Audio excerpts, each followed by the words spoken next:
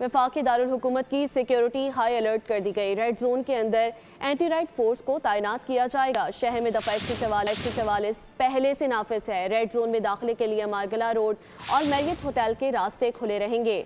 वफाकी दारुल हुकूमत की सिक्योरिटी हाई कर दी गई है। रेड जोन के अंदर एंटी राइट्स फोर्स को तैनात किया जाएगा। शहर में दफ़ा 144 पहले से नाफिज है। रेड जोन में दाखिले के लिए मार्गला रोड और मैरियट होटल के रास्ते खुले रहेंगे। बोल न्यूज़ के नुमाइंदे मोहम्मद आलिजा से अपडेट लेंगे। आलिजा, बताइएगा, वफाकी दारुल हुकूमत की सिक्योरिटी को हाई अलर्ट कर दिया गया। देखिए, वफाकी दारुल हुकूमत इस्लामाबाद में सिक्योरिटी हाई अलर्ट कर दी गई है। रेड जोन के अंदर एंटी राइट फोर्स को भी तैनात कर दिया गया है। शहर में दफ़ा 144 का नफाज भी अमल में लाया गया है। रेड जोन में दाखिले के लिए मार्गला रोड और मैरियट होटल का रास्ता खुला रहेगा। इन रास्तों के अलावा रेड जोन की तरफ जाने वाले तमाम रास्ते बंद रहेंगे।